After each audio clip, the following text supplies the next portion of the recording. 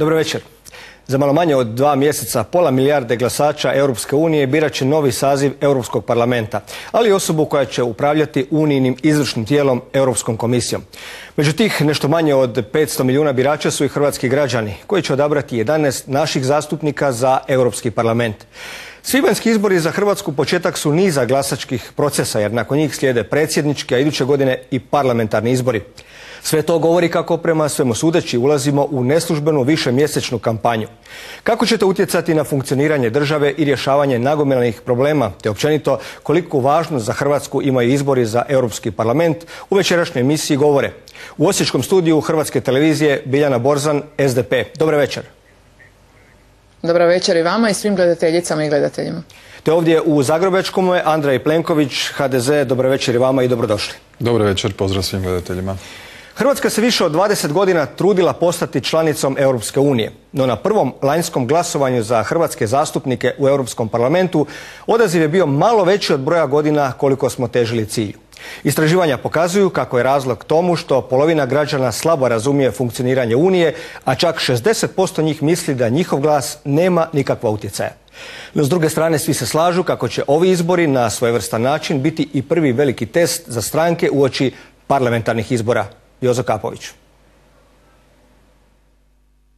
Nekad se govorilo da je iznad Sabora samo Bog. U međuvremenu se pojavio Brisel.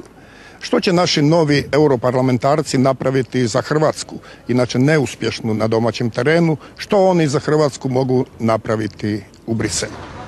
Ako će izlaznost na svibanjskim izborima biti doista mala, kao što mnogi predviđaju, krivca se neće dugo tražiti jer je on zapravo već sada poznat. Politika. Zamislite nezamislivo, takve izbore u ratno vrijeme 90-ih. Pa da, u tom ranom medenom mjesecu odnosa Hrvata prema Europi sve ankete su pokazivale da je 95% ljudi bilo za priključenje Europskoj uniji. Ljudi su imali visoka očekivanja, očekivali su da će Europa zaustaviti rat ili kad je rat počeo da će pripomoći da se on okonča. Hrvatska izgleda ne zna kako organizirati uspješnu državu i društvo, ali zato ima bogato višestoljetno iskustvo u raznim savezima. Što donosi najnovija zajednica? Ja mislim da bi Europa od Hrvatske nešto mogla i naučiti. Hrvatska je, Hrvati kao narod i zajednica imaju jednu od najdužih tradicija suživota, življenja u državnim asocijacijama. I ja mislim da bi to trebalo biti, ja bih rekao, neka popudbina u Europskoj uniji, jedno nezamjenjivo iskustvo. Na veliko i moćno tržište Hrvatska je umarširala s banalnom operetnom špijunskom sapunicom, kao da ima najmoćniju industriju, superioran izvoz i vrhunsko obrazovanje. Postoji jedna izreka što gluplji seljak bolji krumpir. Tako da i Hrvatskoj se može dogoditi taj fenomen unatoč svim nesposobnostima, da se može dogoditi da otvaranjem Hrvatske se dogodi jedan proces regeneracije i gospodarstva i da se riješi problem duboke depresije, krize vodstva, antistranačkog raspoloženja i tako dalje i tako dalje. Jesu li ulaskom u EU doista ispunjeni svi hrvatski snovi, kao što nas unisono uvjeravaju naši političari, uključujući i poziciju i opoziciju? Znamo li baš sve? I mi naprosto smo toliko neorganizirani i u Hrvatskoj vlada jedno potpuno organizacijsko rasulo, osim u dijelu fiskalne politike, gotovo svim drugim politikama vlada jedno rasulo, oko kojeg postoji konsenzus i stručne javnosti i oporbe i međunarodne javnosti, jedino toga nisu svjesni u samoj vladi. I kako ćete vi takvi sudjelovati u organiziranju budućeg ustroja Europske unije ili u reformama Europske unije? Hoće li redoviti euroizbori potvrditi hrvatsku varijantu dvostranačja? Hoće li na proljetnom političkom brisanom prostoru biti većih turbulencija, možda i dramatičnih? Zadnji rezultati Crobarometra pokazuju da velike koalicije kontroliraju 50% glasova. Mislim na Kukulele i Kukuriku i sada izbijaju nove male stranke koje su nekada, recimo pokojni diktator bi ih zvao strankama i strančicama, tako da postoji, otvorio se prostor, jedan zastupnik će sigurno biti iz Saveza za Hrvatsku, sasvim sigurno jedan iz stranke Mirele Holy, blizu je mogućnosti ulaska i Hrvatski nacionalni forum, tako da se taj pluralizam hrvatske prisutnosti u Europskom saboru može povećati. Trendovi su, kaže Malić, sasvim jasni. HDZ se vraća na Tuđmanove staze, što mu birači honoriraju, ali je pozicija najjače koalicijske stranke i njezinog predsjednika neobična. On tvrdi da je on konzervativni liberal, a sjedi u društvu Martina Šulca i Hanesa Svobode, iako bi po tome trebao sjediti u društvu Jamesa Camerona i Ruže Tomašić. Dakle, on je učinio sve da razuvjeri svoje birače u to da je on socijaldemokrat i da vlada kojom on upravlja je socijaldemokratska vlada. I tomu birači vraćaju, kao što vidimo, negativnim trendom, apstinencijom i prelaskom u druge opcije koje im se čine posve puno autentičnije i posve lijeve, kao što je recimo ova lijevo-zelena Mirele Holy.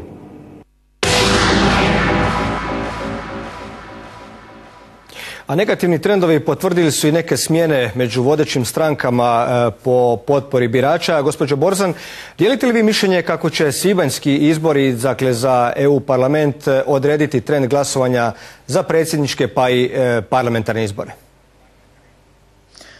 Pa čujte, u svakom slučaju kada imamo izbore jedne pa druge, jedne europske pa druge europske pa onda predsjedničke, da to pokazuje određeno raspoloženje građana, no naši građani pokazuju i postocima izlaska na različite izbore da jako dobro razlikuju koji su izbori u pitanju i dakle varijacije su jako velike. Kada gledate, ne znam, da izlazak na europske izbore bio 20%, na lokalne 30 i nešto %, pa državne više od toga, predsjedničke najviše. Znači, građani imaju nekako stupnjevanje u svojoj glavi što im se čini da je važno i samim tim glasaju posve odvojeno, dakle razmišljajući posve drugačije ovisno o tome koji su izbori u pitanju. Tako da u principu određeni trend se može vidjeti, ali ne mislim da je presudno, čak može biti i za određene stranke i poticajno. Mislite li da će tako biti u slučaju konkretno SDP-a koji je prema istraživanju javnog mišljenja posljednjem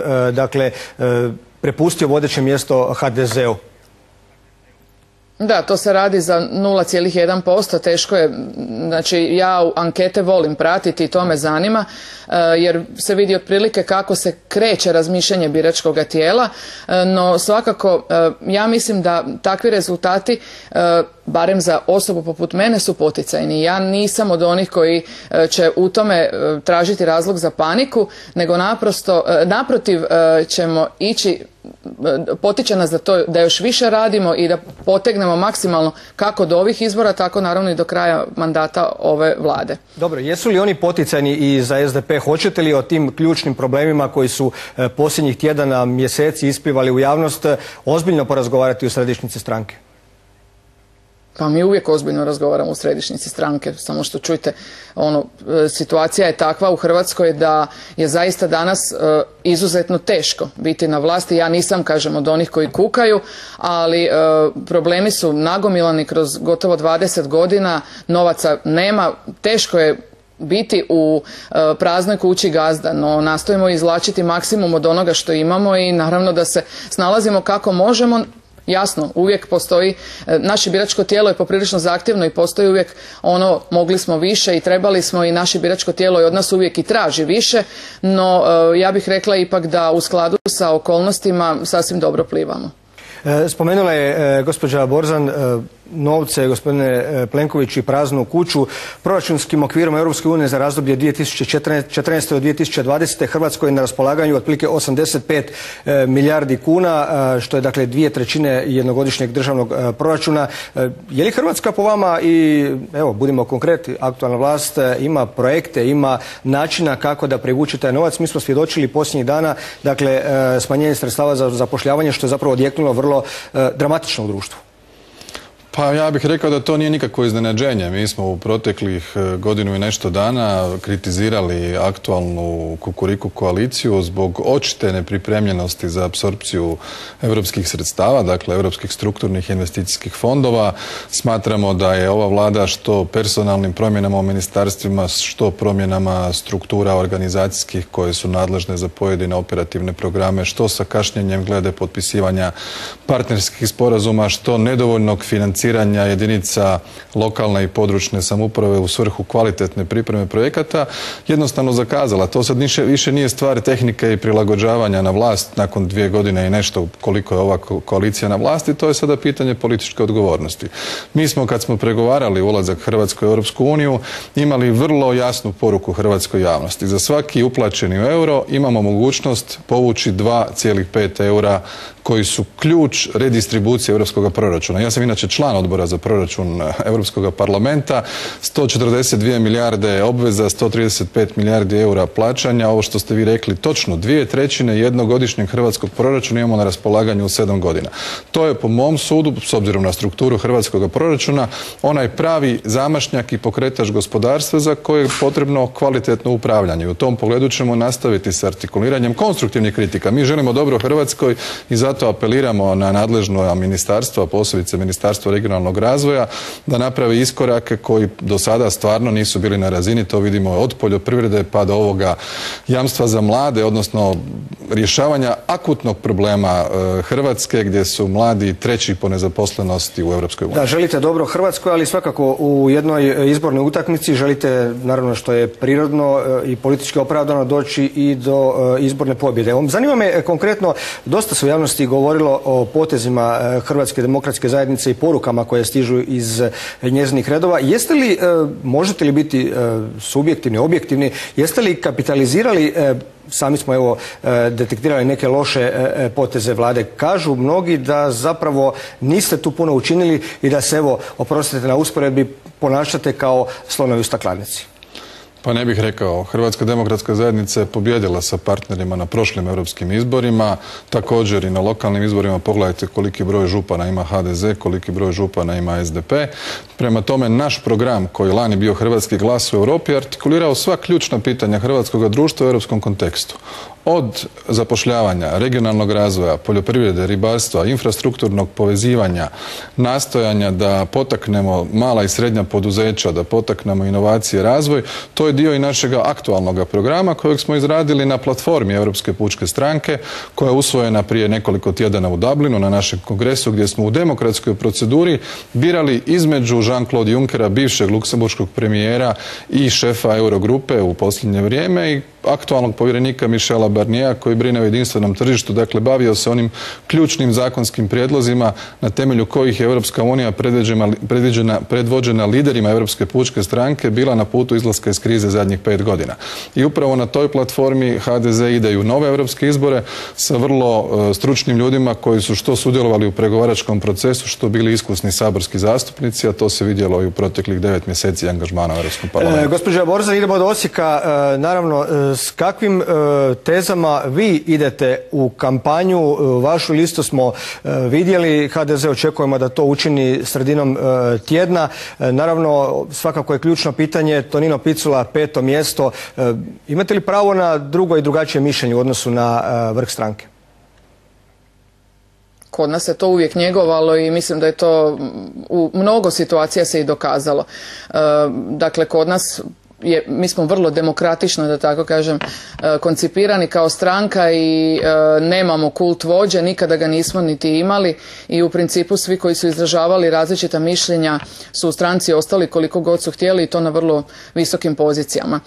Što se tiče našeg izlaska na europske, odnosno naših tema kojima ćemo se baviti na europskim izborima, to mogu reći da će biti upravo suprotno od ovoga što gospodin Plenković govori, jer ja volim bar baratati brojkama i dokazivati konkretno da li je neka teza točna ili nije. Naime, ja ne mislim da je Hrvatska neuspješna u povlačenju fondova, a isto tako ne mislim da je dobronamjeran onaj tko stalno ponavlja, tu ne mislim čak ni da je to gospodin Plenković, nego neki drugi kolege iz njegove političke opcije koji konstantno, čim se dakle ujutro probudite, ako ste poduzetnik, upalite radio ili televizor ili otvorite novine, pročitat ćete da ništa u Hrvatskoj ne valja. Dakle, to sigurno nije dobronamjerno, jer to naprosto nije niti točno, a definitivno destimulira poduzetnike i one ljude koji bi recimo konkurirali na različite natječaje za fondove u Europskoj uniji. Kakve su vaše druge brojke konkretno? Evo, na primjer, porast ugovaranja projekata za Europsku, dakle iz proračuna Europske unije je porastao za 187% u odnosu na bivšu vladu.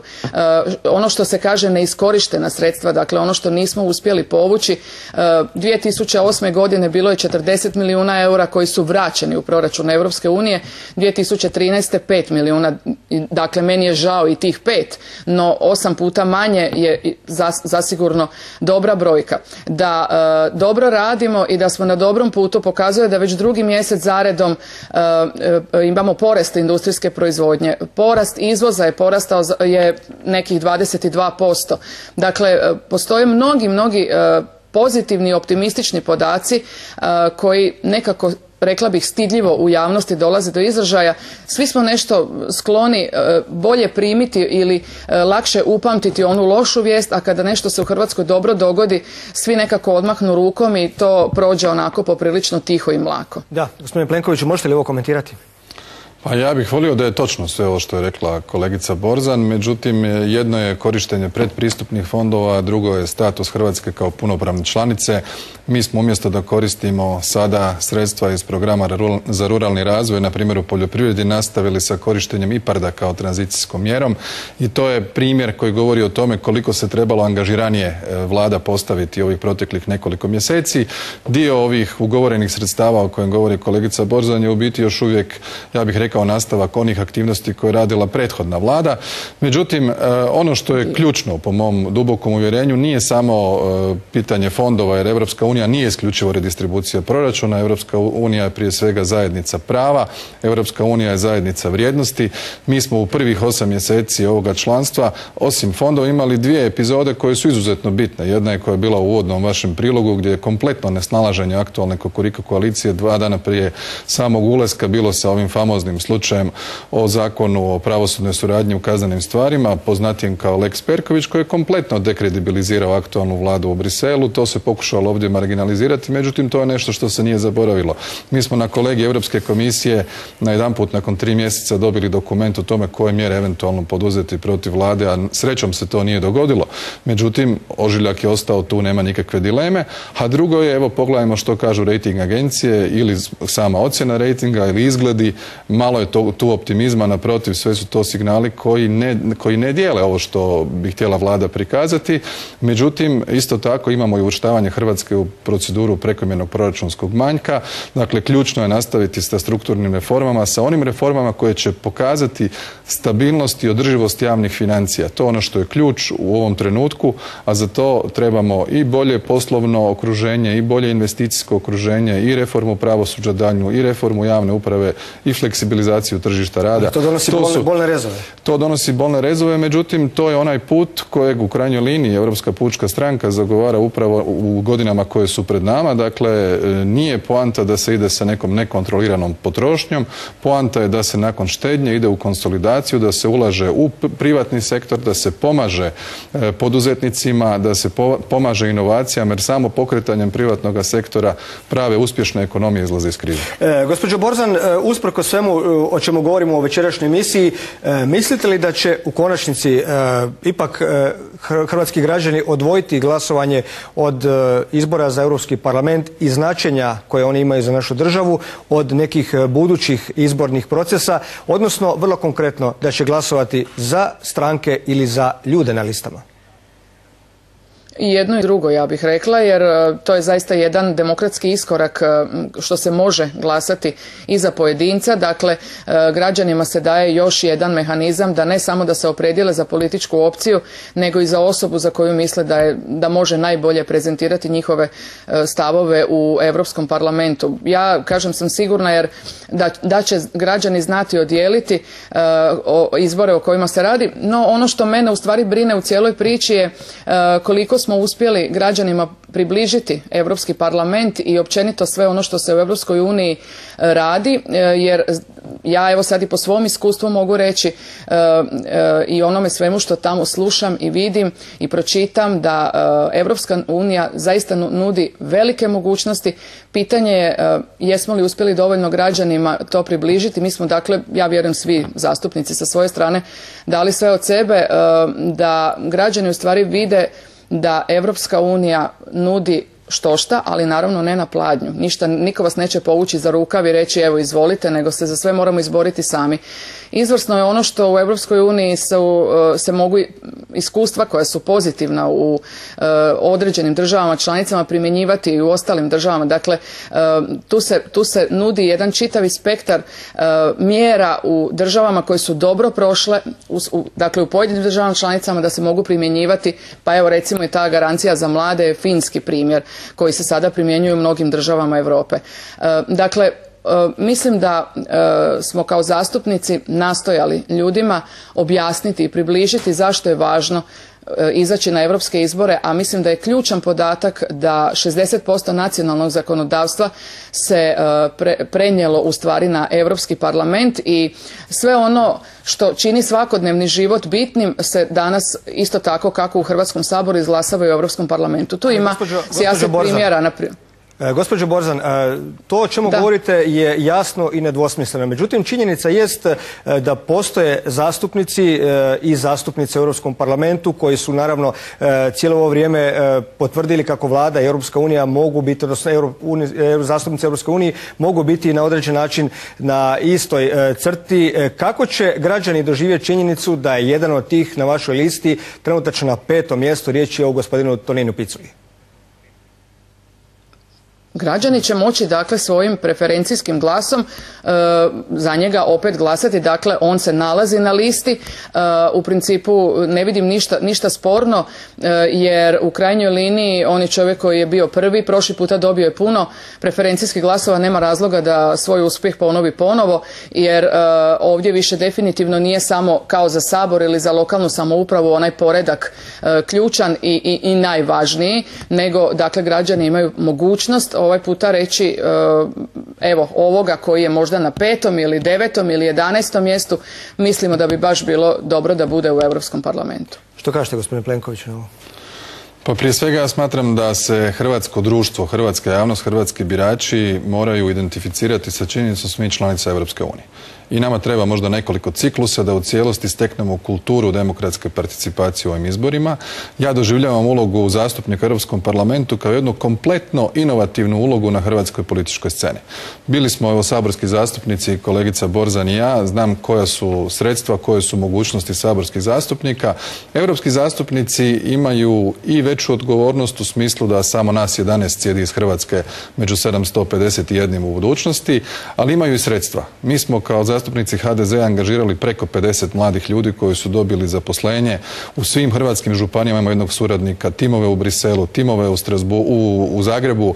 Radimo na tome da stažisti dolaze svaki mjesec njih po 3. Napravili smo pravu proliferaciju Europe zato što je hrvatski parlament, odnosno Europski parlament i hrvatski parlament. I to je ideja koju ćemo plasirati. Mi smo stalno na terenu u županijama, komorama, fakultetima, udrugama, imamo dijalog sa civilnim društvom, otvoreni smo na društvenim mrežama.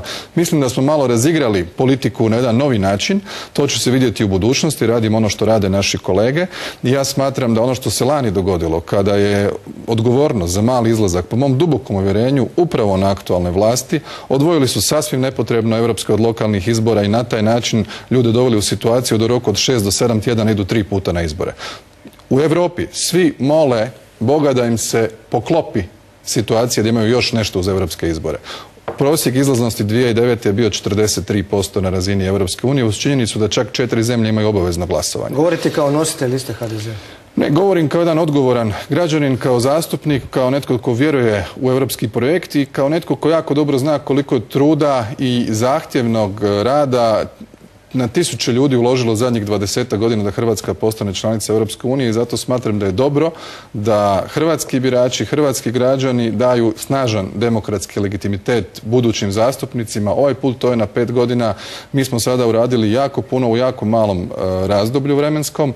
Oni koji budu izabrani na 5 godina dobit će, ja se nadam, i ozbiljne dosjeje da budu izvjestitelji, da sama njihova uloga unutar Europskog parlamenta bude snažnija i vidljivija i u konačnici korisna za Hrvatsku. Gospođa Borzan, ja bih samo, oprostite. Da, izvolite. Ja bih samo nadopunila gospodina Plenkovića ovo što je rekao da ćemo dobiti dosjeje, da ne bi netko u hrvatskoj javnosti krivo povezao. Dakle, dosje u Europskom parlamentu je određeno izvješće, dakle nije ono što se misli kod nas dosje, da ne bi slučajno bilo zabune. Da, htio sam vas pitati, 20% ta izlaznost je tu negdje varirala, gospodin Plenković je također spomenuo, mislim da je od 43% u Slovačkoj pa prema nižem. Svakako, to je brojka koja ne zadovoljava u izbornom procesu. Mislite li i može li slab odaziv ugrožiti legitimnost izabranih članova, odnosno na određen način dodatno pojačati demokratski deficit Europske unije? Čujte, ovakav model demokracije kakav mi primjenjujemo u Europi do sada praktički ništa bolje od toga nije izmišljeno. Čak i da izađe 5% građana, izbori će biti legitimni jer su naprosto takva pravila. Činjenica je da je svakom političaru naravno važno da bude što veći izlazak na izbore jer samim tim i taj političar i njegova politička opcija osjeća da ima veći legitimitet od strane svojih građana. No činjenica je da je taj postotak mali. Ja se nadam da je on bio zbog toga što su građani te izbore smatrali možda kao nekakvu generalnu probu jer mandat je objektivno je godinu dana, ali u stvari mi smo imali, možda bit će sve skupa jedno 7-8 mjeseci onoga pravoga rada u Europskom parlamentu, tako da u principu u tom nekom kratkom periodu ljudi jednostavno mislim da nisu bili dovoljno motivirani i nisu možda ni uvidjeli koliko je važno izaći na izbore. Ja sad kažem, obzirom da se nadam da su ljudi uvidjeli da Europski parlament donosi odluke koje znače njima za njihov svakodnevni život. Evo, neki dan smo izglasali recimo da će svi mobiteli, kompjuteri, kamere imati iste punjače. To je jedna predivna stvar. Znate i sami kad dođete na posao, mobitel vam je na kraju i kažete ko ima punjač za ovaj ili onaj mobitel, pa nema nitko pa nastane panika. Dakle, to su neke sitne stvari koje se svakodnevno u Europskom parlamentu raspravljaju i izglasavaju, koje znače građanima i upravo zbog toga je izuzetno važno da ljudi izađu i da kažu evo za ove smo ili za one smo jer su ovi bolji, imaju te i te kvalitete koje smatram da su bitne i da trebaju predstavljati nas kao građane u Europskom parlamentu. Gospođo Borzan, hvala vam lijepa na ovom izravnom uključenju u večerašnju emisiju. Mi smo na samom kraju. Posljednje pitanje za vas, gospodine Plenkoviću. Je li moguće da se vratimo na nekakvu koherentnost stranaka i zastupnika i kandidata za Europski parlament? Je li moguće da vlada i EU zastupnici u strateškim pitanjima dakle budu na istim pozicijama? Pa naravno da je moguće, međutim jedna bitna pretpostavka za to je da se stvori jedan strukturirani dijalog između hrvatskih zastupnika i hrvatske vlade, bilo da je riječ o dijalogu koji će se odvijati u Zagrebu ili u Brislu. Pa ja bih rekao da je bio vrlo fragmentaran, nedovoljno strukturiran s obzirom da smo što se tiče parlamenta i stalnog predstavništva Hrvatske pri Europskoj uniji udaljeni doslovno 10-ak minuta hoda i mislim da bi nama, bez obzira da li smo iz pozicije ili iz opozicije, bilo izuzetno korisno znati kako se pojedini zakonski prijedlog tretira na razini vijeća, što misli komisija, što misle pojedine države članice. Naša je uloga da ono što se ne uspije u smislu interesa Hrvatske na toj razini donošenja odluke popraviti kada svaki od tih akata dođe u Europski parlament i mislim da ćemo i tu kulturu polako steći, a to se može vrlo jednostavno i vrlo brzo uraditi, ne samo što se nas tiče, nego i kolega u odboru regija, u ekonomskom i socijalnom odboru, jer i tamo Hrvatska ima predstavnike, nemojmo to zaboraviti, i županija i gradova i civilnog društva i sindikata i poslodavaca. sam da ćemo te komparativne prednosti Europske unije iskoristiti u ovim mandatima koji slijede, dakle ne samo ovom nego i idućima. Gospodine Plenković, hvala vam lijepo što ste bili gosti Izlaza.